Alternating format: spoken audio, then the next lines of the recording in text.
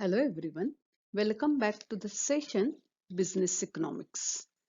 Today we are discussing about inflation.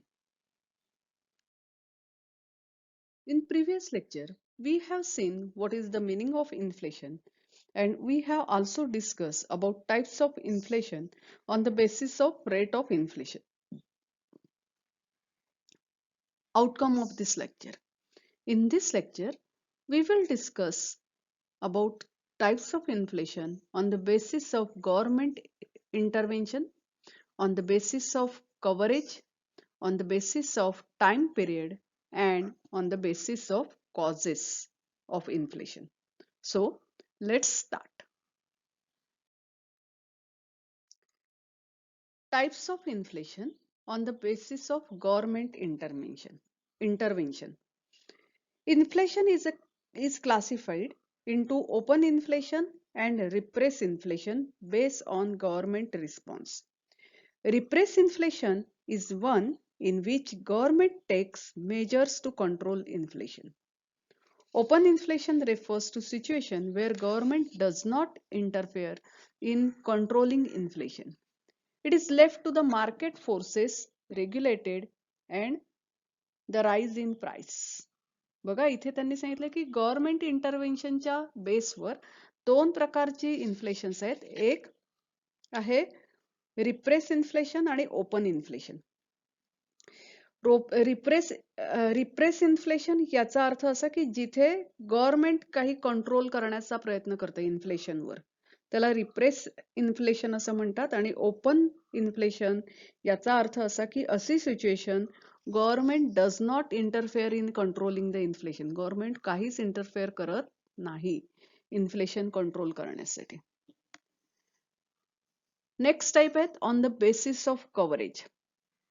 On the basis of coverage, inflation is divided into sporadic inflation and comprehensive inflation.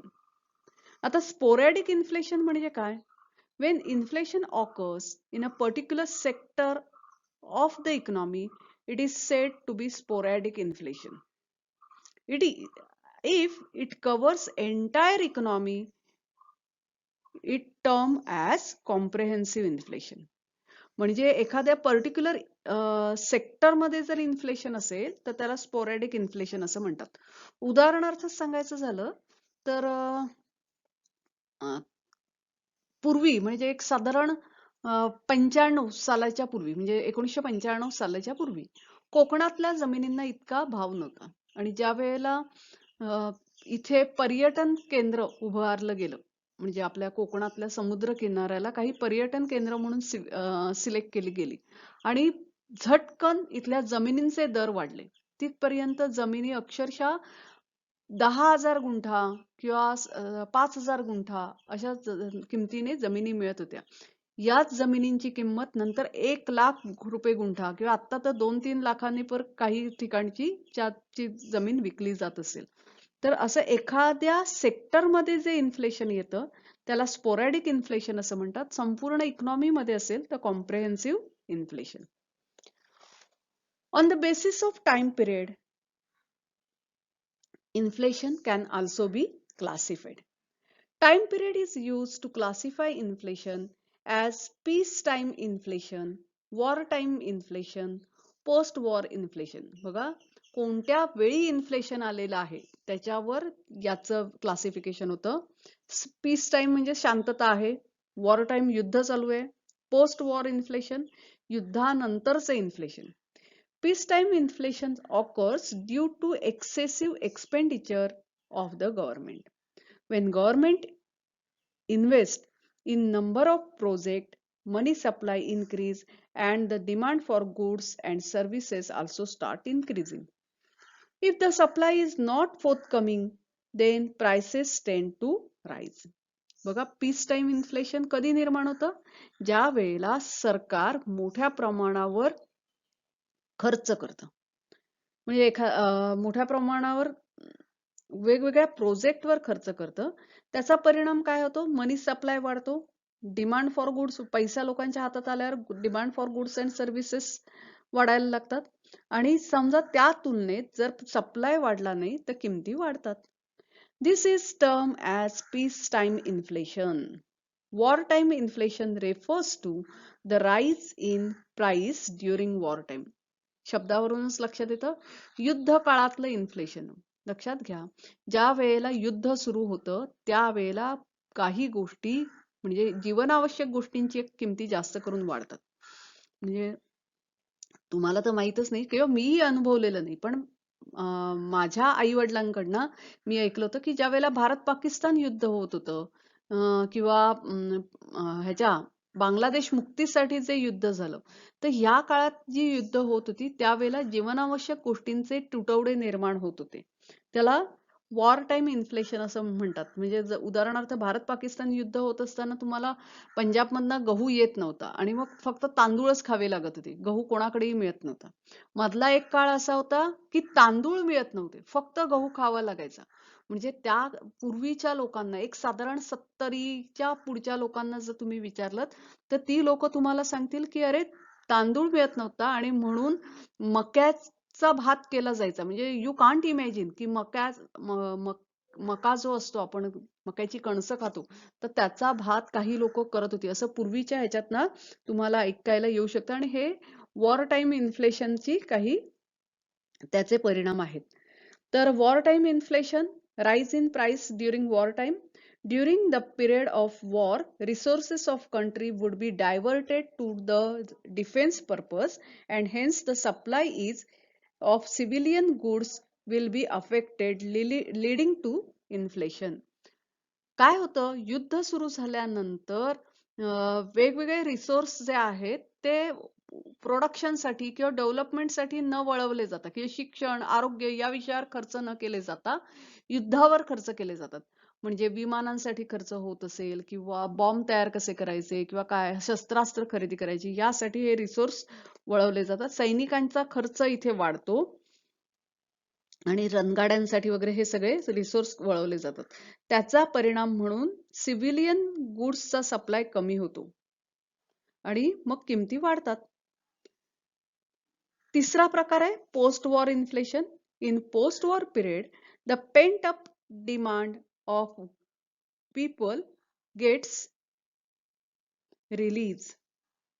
It leads to more demand for goods and services resulting in rise in price level. आता तुम्ही म्हणाल की post war inflation का निर्माण होतं? तर लक्षात घ्या, ज्या वेळेला युद्ध होतं ना त्यावेळेला देशात एक देशभक्तीची लाट निर्माण होते. म्हणजे लाट निर्माण होते म्हणजे प्रत्येकाला वाटतं नाही बाबा आपला देश जिंकला पाहिजे. कारण का आपण गुलामगिरी काय आहे ही अनुभवलेली आहे यापूर्वी. तर त्यामुळे आपण देशाच्या मागे उभे राहतो. ज्या काही गोष्टी मिळत नसतील, ज्या स्केअर असतील आपण ऍडजस्ट करायला लागतो. किंवा तुम्हाला एक आठवत असेल लाल बहादूर शास्त्रींच्या बाबतीत असं सांगितलं जातं की त्यांनी जय जवान जय किसान हा नारा दिला आणि सगळ्या भारतवासियांना आवाहन केलं की अरे तुम्ही एक वेळ फक्त जेवा किंवा आठवड्यातला एक दिवस सगळ्यांनी उपवास केला पाहिजे. ते स्वतः म्हणजे आठवड्याचे 7ही दिवस एक वेळच जेवायचे, दुसऱ्या वेळी जेवायचे नाहीत. का तर अन्नधान्याचा असलेला तुटवडा. लाल बहादूर शास्त्रींच्या काळापर्यंत भारत देश हा पूर्णपणे अमेरिकेतनं अन्नधान्य येत होतं आणि त्याच्यावर अवलंबून होता. आणि आपल्याला अमेरिकेने ज्या वेळेला बंदी घातली की नाही आम्ही अन्नधान्य पाठवणार नाही ह्या युद्धाच्या काळात म्हणजे पाकिस्तान बरोबर युद्ध चालू होतं त्या ह्याच्यात आणि मग मात्र आपल्याला प्रॉब्लेम्स निर्माण झाले की अन्नधान्याचा पुरवठा कसा करायचा आणि त्यासाठी उपाय म्हणून लाल बहादूर शास्त्रींचा हा नारा होता जय जवान जय किसान. एकतर म्हणजे त्यांनी असं सांगितलं की शेतकरी जगला पाहिजे आणि सैनिकही जगला पाहिजे कारण सैनिक आपल्या देशांच्या सीमांचं रक्षण करतो तर शेतकरी आपल्या सगळ्यांना पोटाला जे लागतं ते पुरवण्याचं काम करतो. आणि मग हे जे युद्ध काळ आहे ही वेळ सुद्धा निघून जाईल यासाठी तुम्ही सगळ्यांनी उपास केला पाहिजे हे त्यावेळेला त्यांनी आवाहन केलं आणि लोकांनी त्याप्रमाणे लोक वागत होते. बऱ्याच जणांनी एक भुक्त म्हणजे एकाच वेळेला जेवायचं, काही जणांनी आठवड्यातला एक दिवस उपास, काही जणांनी 3 दिवस उपास. आणि दुसरं म्हणजे त्यांनी असं सांगितलं की तुमच्या घराच्या गच्चीत तुमच्या घरातल्या कुंडीत सगळीकडे भाज्या पिकवा किंवा धान्य पिकवा आणि तसं लोकांनी त्या काळात सुरू केलं होतं. तर हे सगळं युद्ध काळातला विषय आहे. पण ज्या वेळेला युद्ध संपतं आणि युद्ध संपल्यानंतर लोकांनी आता ठीक आहे, आम्ही देशासाठी म्हणून आम्ही सगळं कंट्रोल केलं, की आमच्या गरजा आम्ही कमी केल्या. पण युद्ध संपल्यानंतर पुन्हा लोक मुक्तपणे अन्नधान्य खरेदी करायला लागतात आणि मग डिमांड वाढतो, त्या तुलनेत सप्लाय नसतो आणि म्हणून मग पोस्ट वॉर इन्फ्लेशन क्रिएट होतं. विद्यार्थी मित्रांनो, हे पोस्ट वॉर म्हणजे on the basis of time period आपण काय बघितलं, की शांततेच्या काळात सुद्धा इन्फ्लेशन निर्माण होतं का? तर सरकार मोठ्या प्रमाणावर वेगवेगळ्या प्रोजेक्टवर खर्च करतं, तो पैसा इकॉनॉमीमध्ये येतो, प्रॉफिट वाढतं. मग साहजिकच आहे, पैसा हातात खेळत असल्यामुळे लोक जास्त खरेदी करतात, डिमांड वाढतो, त्या तुलनेत सप्लाय वाढला नाही की इन्फ्लेशन निर्माण होतो. वॉर पिरियड मध्ये सुद्धा इन्फ्लेशन, कारण तुटवडा असतो, अनेक गोष्टीचे परिणाम वेगवेगळ्या गोष्टींवर होत असतात आणि पोस्ट वॉर इन्फ्लेशन सुद्धा आपण बघितलं.